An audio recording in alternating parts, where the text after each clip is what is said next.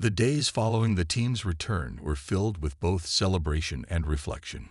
Cities around the world lit up with parades, speeches, and memorials honoring those who had fallen in the war. On television screens and news feeds, Commander Ryan Carter addressed the United Nations, his voice steady but tinged with emotion. "Today, we stand united, not just as survivors, but as a species that refused to give up," he said. Standing beside him were Alex Torres, Laura Bennett, and Dr. Emily Shaw, their faces solemn yet hopeful.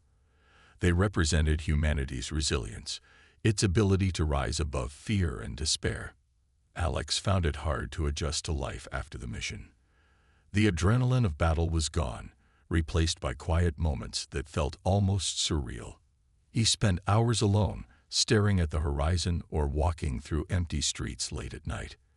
His mind often drifted back to Kyle, Zoreth, and the countless lives lost on both sides. It wasn't easy to reconcile the cost of victory with the joy of survival. But when he visited Daniel's repair shop one afternoon, he saw something that reminded him why they had fought so hard. Daniel was teaching Emma how to fix an old car engine. Her hands were smeared with grease, but she laughed as Daniel teased her about dropping a wrench for the third time. Watching them, Alex felt a flicker of peace. This was what they had saved: simple moments of connection, ordinary people rebuilding their lives without the shadow of war hanging over them.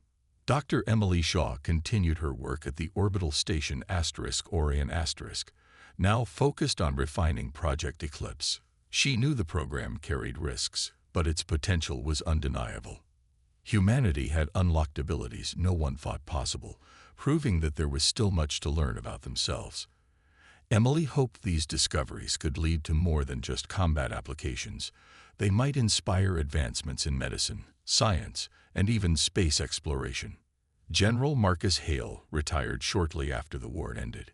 He handed over command to Ryan Carter, confident that Earth was in capable hands. In his final address, Hale spoke plainly.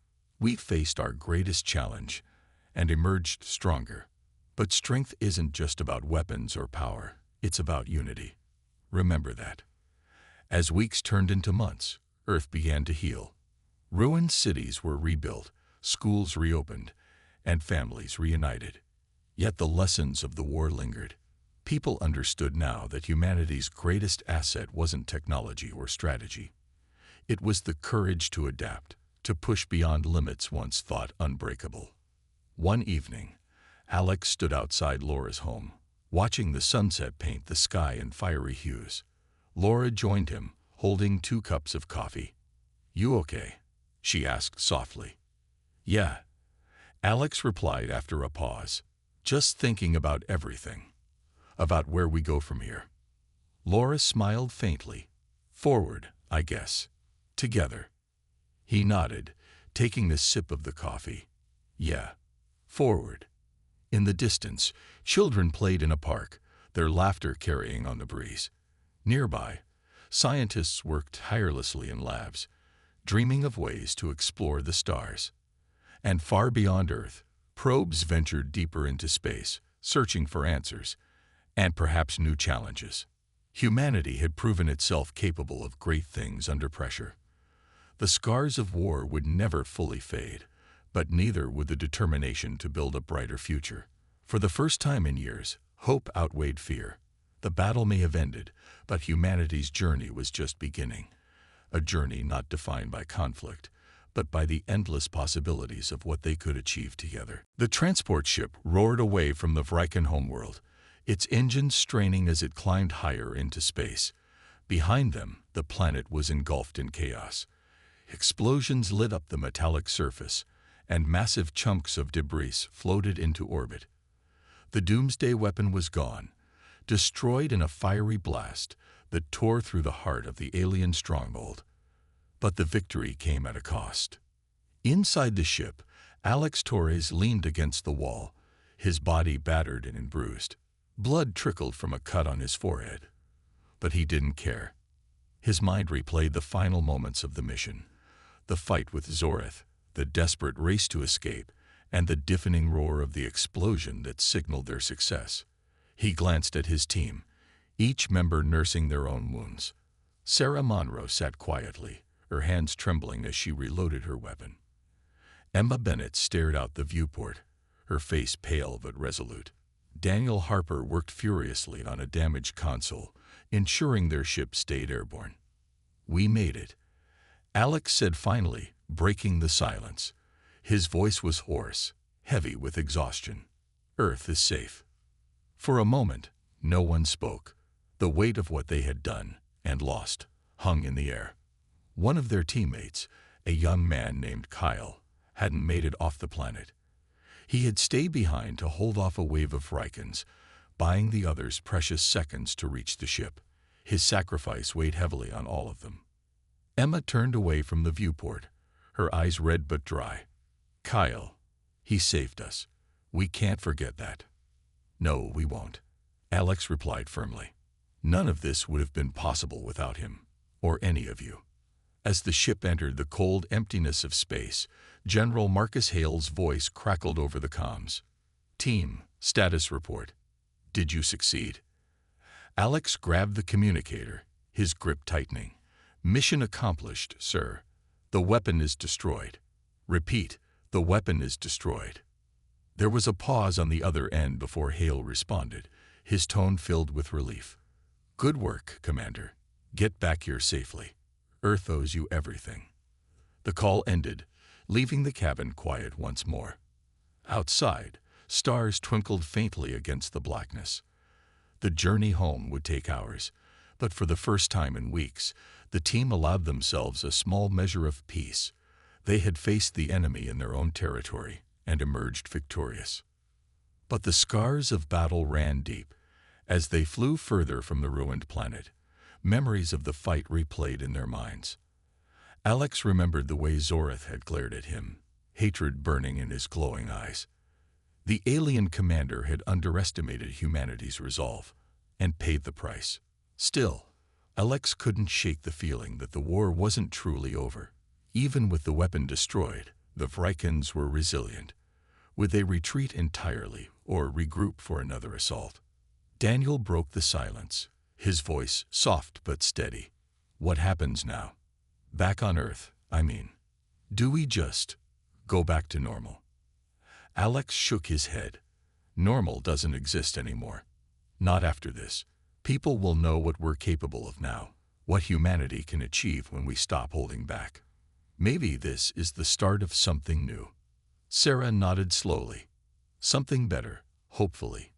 If we can survive this, we can survive anything." Emma smiled faintly, though her gaze remained distant.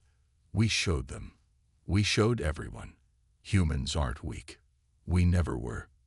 Hours later, the ship approached Earth. The blue-green orb grew larger in the viewport, its beauty breathtaking after the horrors they had endured. For Alex and his team, it wasn't just a planet. It was home, a place worth fighting for, worth dying for. As they descended through the atmosphere, news of their success spread across the globe. Cities erupted in celebration, fireworks lighting up the night sky.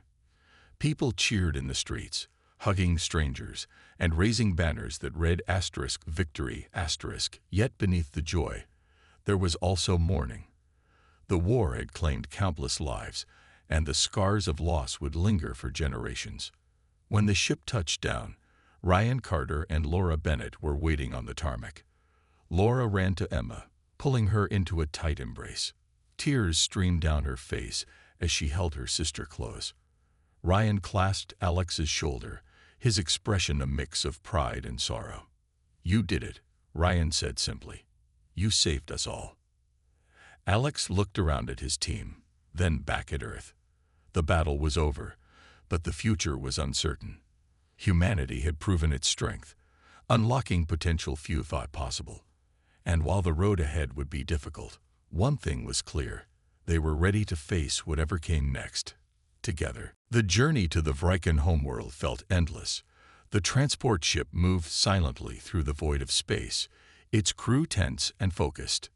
Inside, Alex Torres sat with his team, going over the plan one last time. They had studied maps of the alien planet based on fragmented data from intercepted transmissions, but much of it was guesswork. The Vrykans were masters at hiding their secrets, and even with Earth's best technology, there were still gaps in their knowledge. "We'll enter through this canyon," Alex said, pointing to a narrow path marked on the holographic display. "It should shield us from their scanners long enough to reach the central facility." "What about guards?" Sarah Monroe asked, her sharp eyes scanning the map. "If they spot us, we're dead." "That's why Daniel and I will disable the outer defenses first," Alex replied. "Once we're inside, we split into 2 teams. Sarah, you and Emma secure the control room. The rest of us will focus on finding and destroying the weapon." Emma Bennett nodded, though her hands trembled slightly. She had seen combat before, but nothing like this. This wasn't Mars. It was the heart of the enemy's territory. Still, she reminded herself why she was here. For Earth, for her sister Laura, for everyone counting on them. As the ship approached the Vrykan homeworld, the team suited up in stealth gear designed to mask their heat signatures. The planet loomed ahead, a jagged orb covered in metallic structures and glowing veins of energy. It looked hostile, unnatural, a place built for war.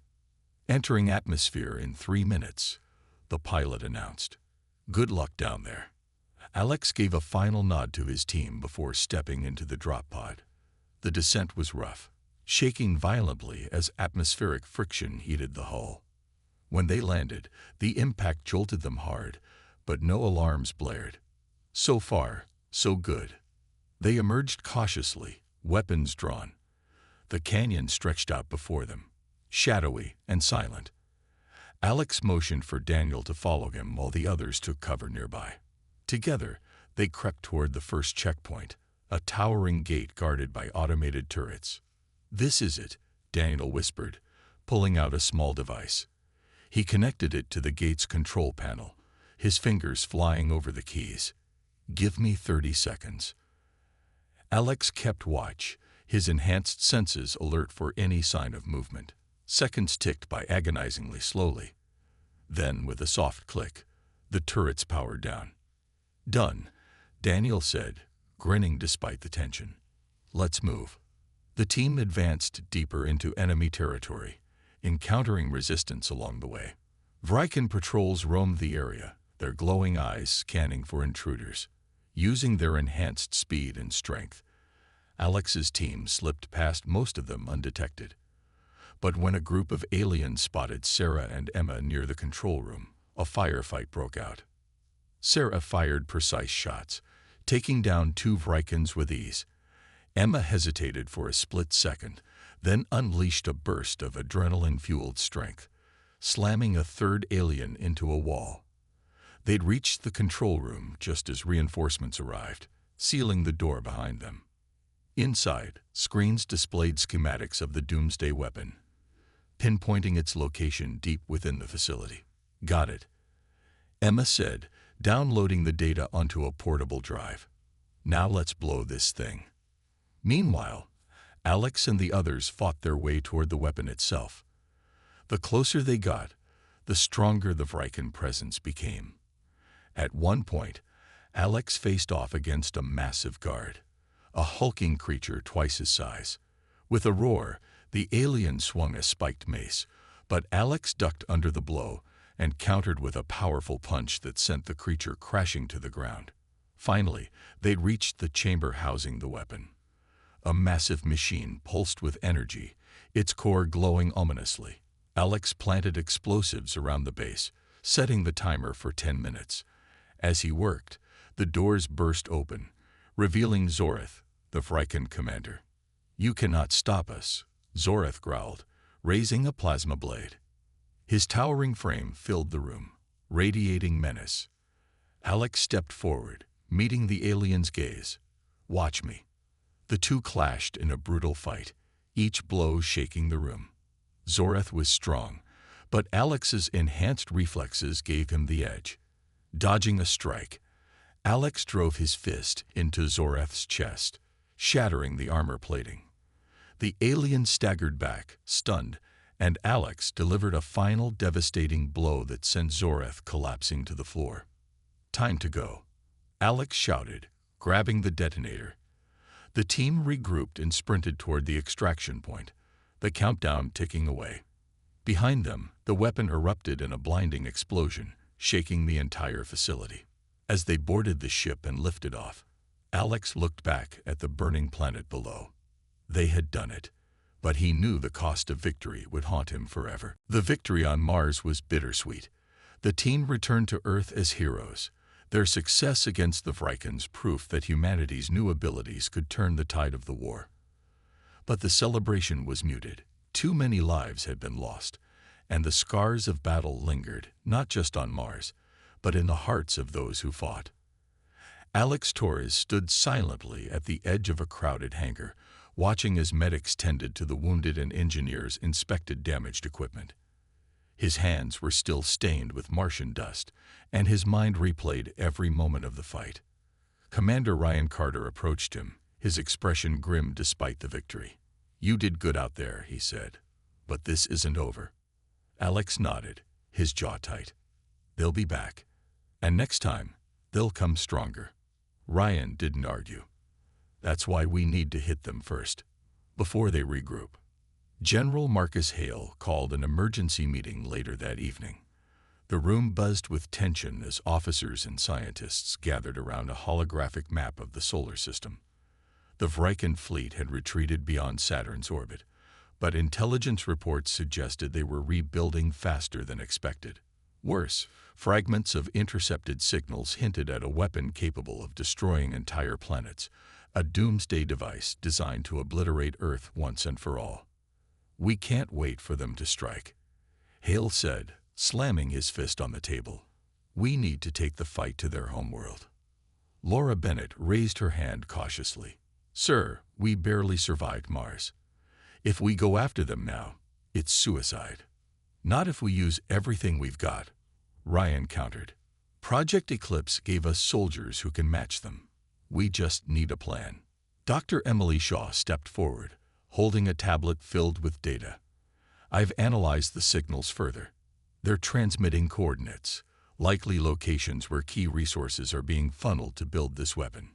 If we can infiltrate their homeworld and disable it, we might stop them permanently." Hale nodded slowly.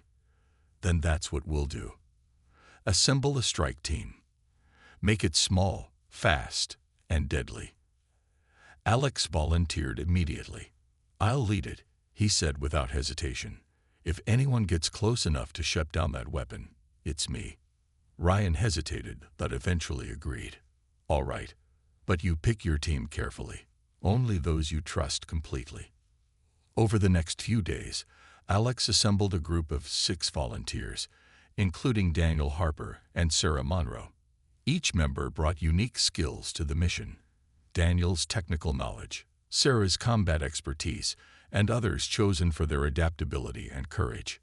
Laura joined the briefing sessions, helping refine the strategy while keeping her emotions in check. Her younger brother, Emma, insisted on going despite her protests. "You can't protect me forever," Emma argued. "I'm part of this team, and I'm ready." Laura finally relented, though worry lingered in her eyes. "Just stay safe, okay?" As preparations continued, tensions ran high. Everyone knew the risks. This wasn't like Mars. They would be deep behind enemy lines, surrounded by overwhelming forces. One mistake could mean death, or worse, failure. On the eve of the mission, Alex gathered the team in a quiet corner of the base. "Tomorrow, we leave for the Vrykin homeworld," he began, his voice steady. "This won't be easy. Some of us may not come back. But if we succeed, we save Earth. That's worth everything." Daniel spoke up, his voice trembling slightly. "What happens if we fail?" Alex met his gaze. "Then we make sure they regret ever messing with us." The transport ship launched under cover of darkness, slipping past Earth's defenses and into the vast emptiness of space. Their destination was unknown territory, a hostile world teeming with enemies. As they traveled, Alex stared out the viewport at the stars ahead. He thought about Jake, the fallen soldier from Mars, and all the others who wouldn't see the end of this war. For humanity to survive, sacrifices had to be made. And Alex knew he might have to make the biggest one of all. The day of the attack came without warning. It was early morning on Mars, where human colonies had been working tirelessly to terraform the barren planet into a second home for Earth's growing population. The settlers were going about their usual routines, checking equipment, analyzing soil samples, and preparing meals, when the sky suddenly darkened. At first, they thought it was just another dust storm. But then the ships appeared. Huge, jagged vessels descended from the heavens, their metallic surfaces gleaming ominously in the dim sunlight. The Vrykins had arrived. Panic spread quickly among the colonists as plasma blasts rained down, destroying habitats and scattering debris across the red landscape. Emergency alarms blared, and evacuation protocols were activated, but there wasn't enough time. Many never made it to the bunkers before the chaos overwhelmed them. Back on Earth, Commander Ryan Carter received the distress signal while meeting with General Marcus Hale. His face turned pale as he listened to the frantic voices of survivors pleading for help. "They've hit Mars," Ryan said, his voice tight with urgency. "It's happening." Hale stood up immediately. "Deploy the team. This is what we've been training for." Within hours, Alex Torres and his squad were suited up and boarding a heavily armed transport ship. For weeks, they had trained for this moment, but now that it was here, the weight of responsibility pressed down on them. As the ship launched into orbit, Alex looked at each member of his team. They were scared, but determined. He knew they would need every ounce of courage to face what lay ahead. When they reached Mars, the scene was devastating. Craters marred the surface where settlements once stood, and smoke filled the air. The Vrykin fleet loomed above, its ships firing relentlessly at anything that moved. Alex led the charge, guiding his team through the wreckage toward a group of trapped colonists. Using their enhanced abilities, they moved faster and fought harder than any ordinary soldiers could.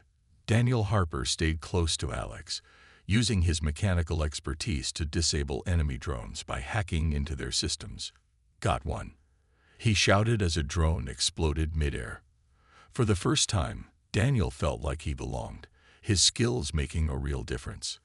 Sarah Monroe and Emma Bennett worked together to defend a makeshift barricade, taking out waves of Vrykin ground troops with precision shots.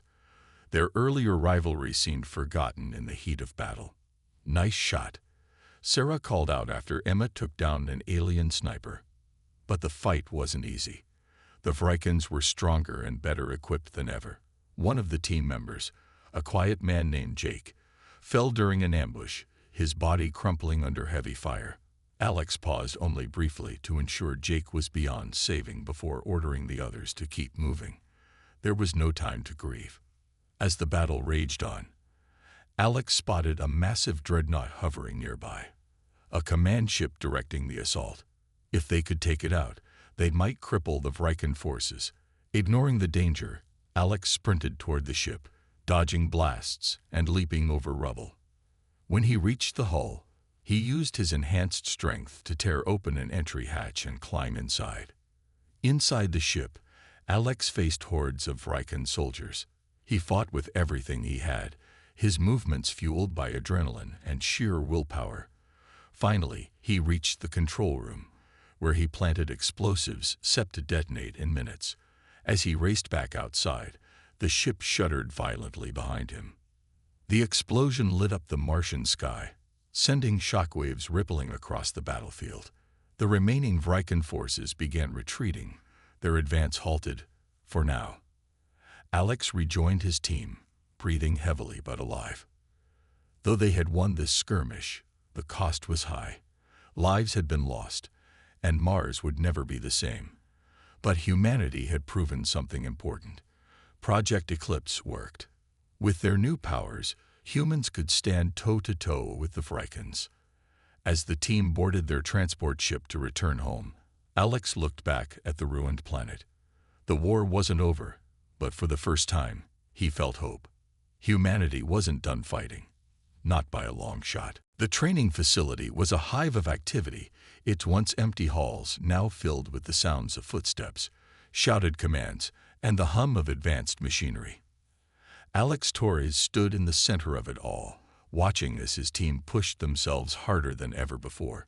Each member had been transformed by Project Eclipse, their bodies and minds enhanced to levels that seemed almost superhuman. But raw power wasn't enough. They needed discipline, strategy, and trust in one another, and building that took time. Daniel Harper struggled more than most. His mechanical skills made him invaluable for maintaining equipment, but his lack of combat experience showed during simulations. He often froze under pressure, hesitating when split-second decisions were required. One day, during a live-fire exercise, he accidentally triggered an alarm that alerted simulated enemies to their position. The mistake cost the team dearly, leaving several members killed in the simulation. Afterward, Alex pulled Daniel aside. "You okay?" he asked, his tone firm but not unkind. Daniel sighed, wiping sweat from his forehead. "I'm trying, Alex. I really am. But I'm not like you or the others. I don't belong here." "Yes, you do," Alex replied firmly. "You've got something none of us have, your mind. You see things differently. That's why you're here. Now stop doubting yourself and focus on what matters, keeping your sister safe." Daniel nodded slowly, taking a deep breath. "All right, I'll try again." Over the next few days, Daniel began to improve. With guidance from Alex and Laura, he learned to channel his fear into focus. During one particularly intense simulation, he used his knowledge of enemy systems to disable a virtual drone network, turning the tide of the battle. When the exercise ended, Alex clapped him on the back. "Good work. See, you've got this." Elsewhere in the facility, Dr. Emily Shaw continued her research, working closely with scientists to refine Project Eclipse. She monitored the volunteers' progress, tracking how their bodies adapted to the enhancements. While most showed remarkable resilience, there were risks.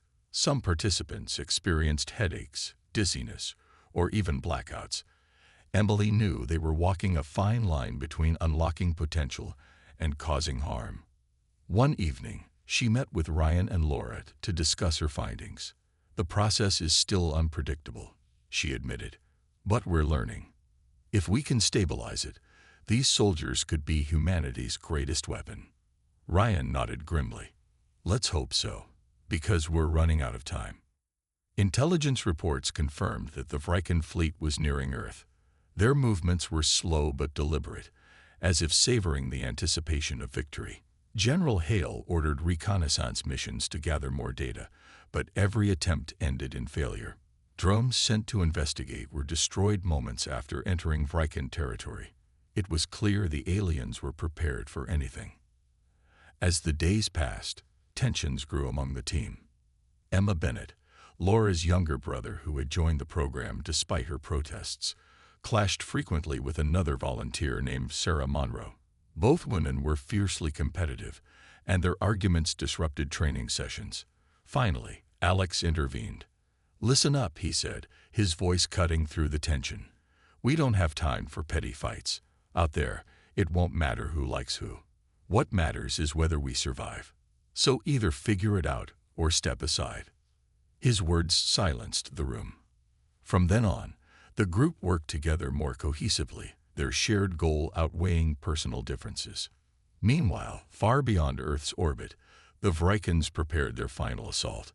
Massive ships bristled with weapons, and enormous drones floated silently in formation. At the heart of the fleet stood Zorith, the Vrykan commander, a towering figure clad in shimmering armor. His glowing eyes scanned the stars ahead, fixed on the blue-green planet that awaited destruction. Back on Earth, the team completed their final round of training. As they stood together in the briefing room, Ryan addressed them. "This is it," he said. "When the Vrykans come, you'll be our first line of defense. Show them what humanity is capable of."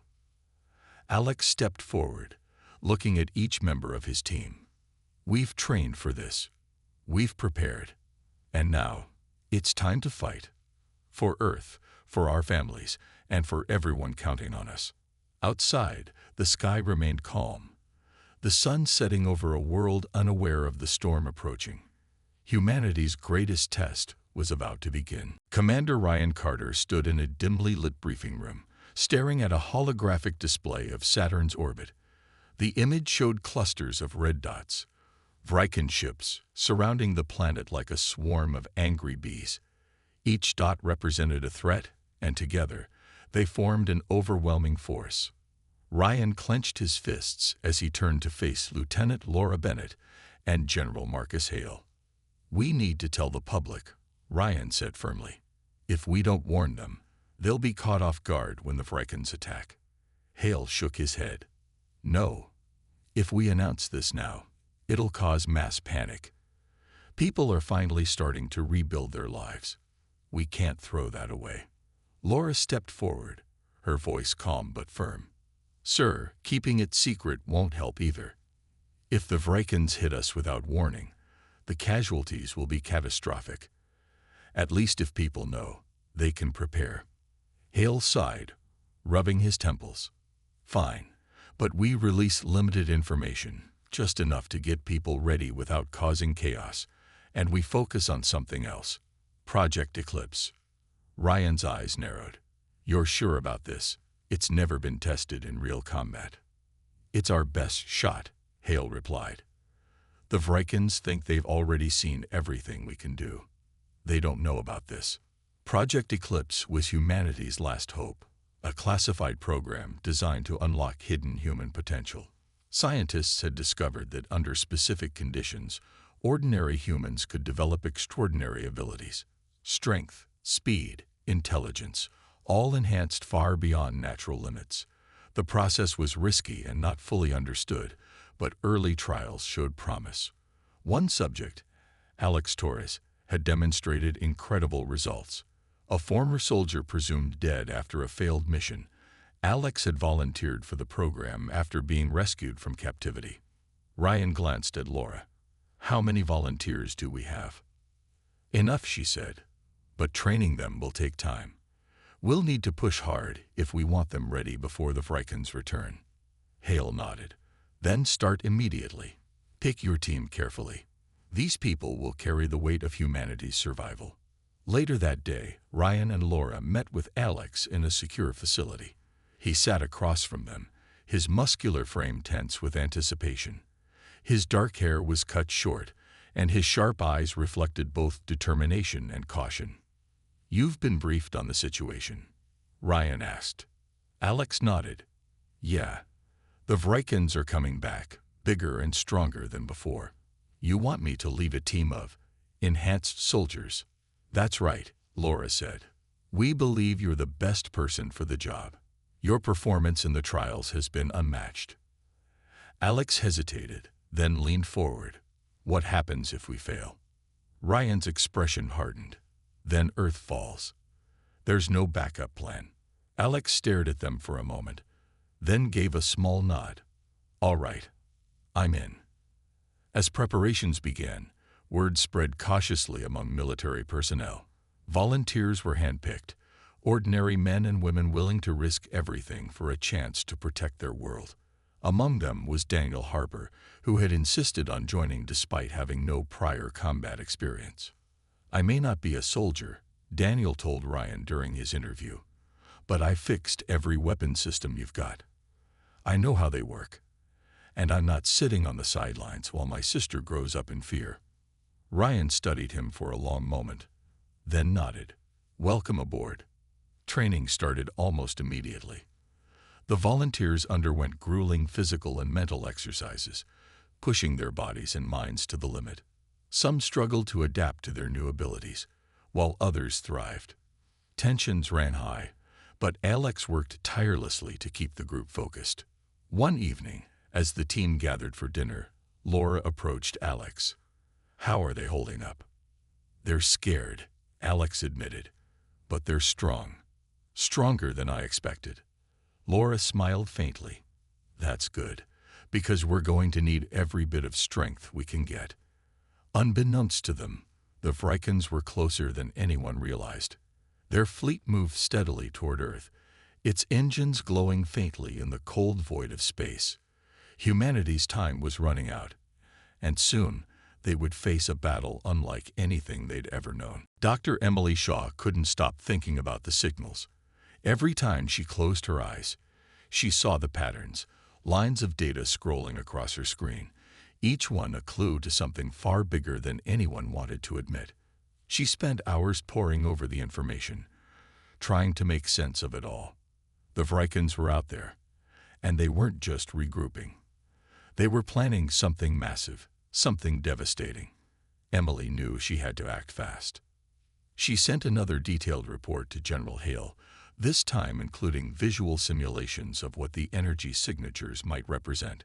Using advanced software, she created 3D models showing clusters of ships forming near Saturn's orbit. It was impossible to tell how many there were, but the sheer size of the formation suggested an armada larger than anything humanity had faced before. The general responded quickly, ordering Emily to share her findings with Commander Ryan Carter and Lieutenant Laura Bennett. Within hours, she found herself seated in a secure video conference with the two officers. Their faces appeared on her monitor, both looking tired but alert. "Dr. Shaw," Ryan began, his tone serious, "we've reviewed your data. If even half of it is accurate, we're in trouble." Emily nodded, gripping the edge of her desk. "I wish I could say otherwise, Commander, but based on the patterns, I believe they're preparing for a second invasion, and this time, they'll come with everything they've got." Laura leaned closer to the camera. "What about those coordinates? Are you sure they're targeting Earth?" "Yes," Emily replied firmly. "They've marked key locations, cities, military installations, power grids. If they hit those spots simultaneously, it could cripple us completely." Ryan exchanged a glance with Laura, then turned back to Emily. "Thank you, Doctor. Keep digging. If you find anything else, let us know immediately." As the call ended, Emily felt a chill run down her spine. She wasn't a soldier or a strategist. She was just a scientist doing her job. But now, her work carried the weight of millions of lives. For the first time, she truly understood the stakes. Meanwhile, on Earth, strange things were happening. Soldiers stationed near old battlefields reported eerie phenomena. Equipment left behind by the Vrykins suddenly reactivating, glowing faintly in the dark. Some claimed to hear low-frequency hums that made their skin crawl.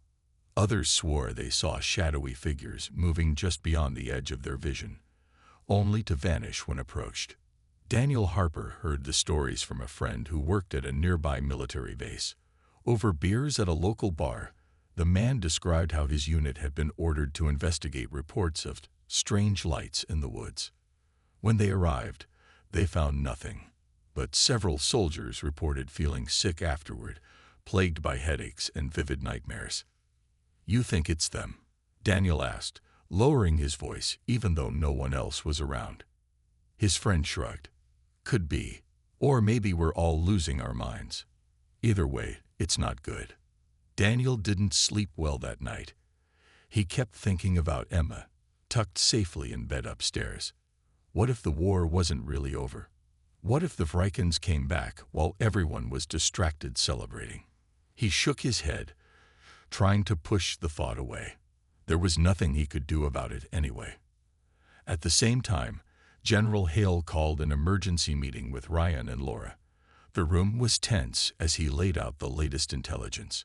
Recon drones sent to probe the area near Saturn had been destroyed moments after entering the region. Whatever the Vrykins were building, they didn't want humans getting close. "We can't wait any longer," Hale said, slamming his fist on the table. "If we don't strike first, they will. And next time, they won't hold back." Ryan looked grim. "Striking first means risking everything.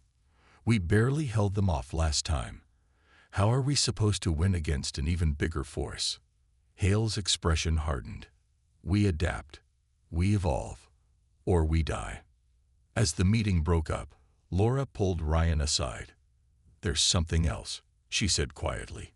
"Project Eclipse. It's ready." at least partially.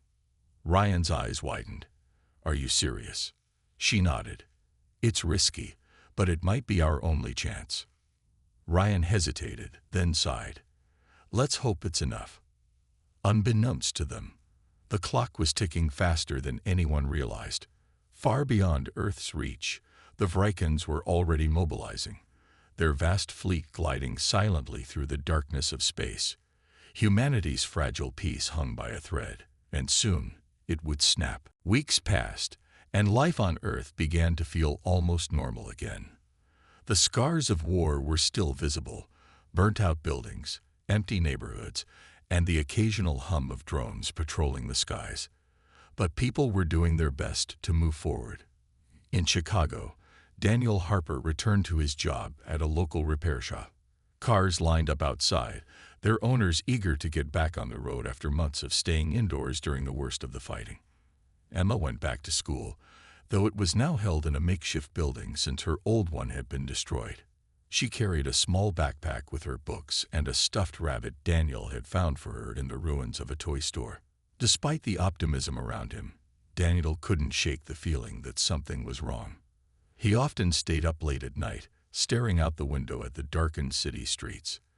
The news channel showed nothing but celebrations and interviews with politicians talking about a new era of peace. Yet every time he heard laughter or music from a nearby block party, it felt hollow, like a fragile bubble waiting to burst. In Washington, D.C., General Marcus Hale sat in a dimly lit conference room, surrounded by maps and holographic displays. His face was grim as he reviewed the latest intelligence reports. The strange energy signatures detected near Saturn's orbit had grown stronger, more frequent. Satellite imagery showed faint outlines of what appeared to be massive structures floating in space, too large to belong to any known human technology. We can't ignore this, Hale said, addressing Commander Ryan Carter and Lieutenant Laura Bennett. If the Vrykins are rebuilding, we need to act now. Ryan leaned forward, his hands clasped tightly together. Sir, if we go public with this, it'll cause panic. People aren't ready for another fight. And if we don't prepare them, they'll be slaughtered when the Vrykins return, Hale shot back. His voice softened slightly. I'm not asking you to announce it to the world, but we need to start preparing quietly. Strengthen our defenses, train more pilots, and figure out exactly what we're dealing with. Laura nodded slowly. Agreed. But we also need answers. Those energy readings, they could mean anything. We should send a recon team to investigate. Hale hesitated, then gave a short nod. Do it, but keep it off the books. If anyone asks, it's just routine maintenance. Meanwhile, aboard the orbital station Orion *, Dr. Emily Shaw worked tirelessly to decode the signals she had intercepted. Her workspace was cluttered with notes, charts, and half-empty coffee cups. She hadn't slept much since discovering the transmissions, driven by both curiosity and fear. Each day brought new fragments of information, tiny pieces of a puzzle that refused to come together. One evening, while analyzing a particularly strong signal, Emily noticed something unusual. Hidden within the pattern was a sequence that matched Earth's geographical coordinates. It wasn't random. It was targeting. Her hands trembled as she double-checked her calculations. There was no mistake. The Vrykins weren't just communicating. They were planning an attack. She forwarded her findings to General Hale immediately, attaching a detailed analysis. Minutes later, her communicator buzzed. It was Hale himself, his voice urgent. Dr. Shaw, explain this to me like I'm 5 years old, he said bluntly. Emily took a deep breath. General, they know where we are. They've marked locations on Earth, major cities, military bases, power grids. If these signals are instructions, they're planning to hit us hard. There was a long pause on the other end. Understood. Stay put, Doctor. You're now part of this operation. As Emily ended the call, she glanced out the station's observation window at the blue and white sphere of Earth below. So beautiful, yet so vulnerable. She wondered how long it would take for the truth to reach the general public, and whether humanity would have enough time to prepare. Back on the ground, rumors began spreading among soldiers stationed near former battlegrounds. Strange lights had been seen in the night sky, and equipment left behind by the Vrykins seemed to hum with renewed energy. Some claimed to hear whispers in languages they didn't understand. Others dismissed it as paranoia, leftover nerves from the war. But deep down, many feared the worst, that the so-called victory had only been a temporary reprieve. For now, the world remained blissfully unaware. But somewhere out there, beyond the edge of human knowledge, the Vrykins were watching, waiting, and plotting their next move. The war had ended. At least, that's what everyone believed. For years, humanity had fought a desperate battle against the Vrykins, an alien race bent on claiming Earth for its resources. The skies had been filled with the glow of plasma weapons and the deafening roar of starships clashing in orbit. Entire cities had been reduced to rubble, and millions of lives had been lost. But finally, under the leadership of Commander Ryan Carter and Lieutenant Laura Bennett, humanity struck a decisive blow. The Vrykin fleet was pushed back, their ships retreating into the void of space. The people of Earth celebrated. It felt like the first real moment of peace in decades. In Chicago, Daniel Harper watched the news from his small apartment. A mechanic by trade, he had spent most of the war repairing damaged vehicles and equipment for the military. His hands were calloused from years of hard work, but now they lay idle as the world began to rebuild. Sitting beside him was his younger sister, Emma. She was only 10 years old, but she had already seen more hardship than any child should. Her school had been destroyed during one of the early attacks, and she often woke up screaming from nightmares about the battles she had witnessed. "It's over, isn't it?" Emma asked, her voice soft and hopeful. Daniel forced a smile. "Yeah, kiddo, it's over." He didn't tell her about the uneasy feeling in his gut, the way his instincts screamed that something wasn't right. The Vrykins had been too powerful, too relentless. How could they just give up after all that? Still, he pushed those thoughts aside. Everyone deserved a little peace after everything they'd been through. Across the country, in a secure military base, General Marcus Hale stared at a map of the solar system projected onto the wall. Unlike the civilians celebrating in the streets, Hale couldn't shake the feeling that this victory was hollow. Intelligence reports trickled in daily, hinting at strange activity near the outer planets. Energy signatures, faint but unmistakable, suggested the Vrykins weren't gone. They were regrouping. Hale turned to face Commander Ryan Carter, who stood nearby with Lieutenant Laura Bennett. Both officers looked exhausted, their uniforms wrinkled and their faces lined with stress. They had earned a rest, but Hale knew there was no time for that. "Do you trust this silence?" Hale asked, his voice low and gravelly. Ryan hesitated before answering. "No, sir, I don't." Laura nodded in agreement. "We hit them hard, but they're not the kind to retreat without a plan. Something's coming." Hale sighed, rubbing his temples. "That's what I thought. And if we're not ready when it comes, we're finished." Meanwhile, aboard the orbital research station Orion *, Dr. Emily Shaw monitored deep space transmissions. She was a quiet woman in her mid-30s, with sharp eyes and a mind that never seemed to stop working. Her job was to listen, to sift through the endless noise of the cosmos and find patterns. Most days, it was monotonous work, but tonight was different. As she analyzed the data streaming in from distant sensors, she noticed something unusual. Bursts of energy, rhythmic and deliberate, pulsed through the void. At first, she thought it might be interference or some natural phenomenon. But the more she studied it, the clearer it became. These were signals. Not random static, but communication, and they matched the patterns used by the Vrykins before their retreat. Her heart raced as she cross-referenced the findings with older records. There was no doubt about it. The Vrykins were still out there. Emily hesitated, staring at the screen. Reporting this would mean sounding the alarm again, dragging humanity back into fear and uncertainty. Yet staying silent could be even worse.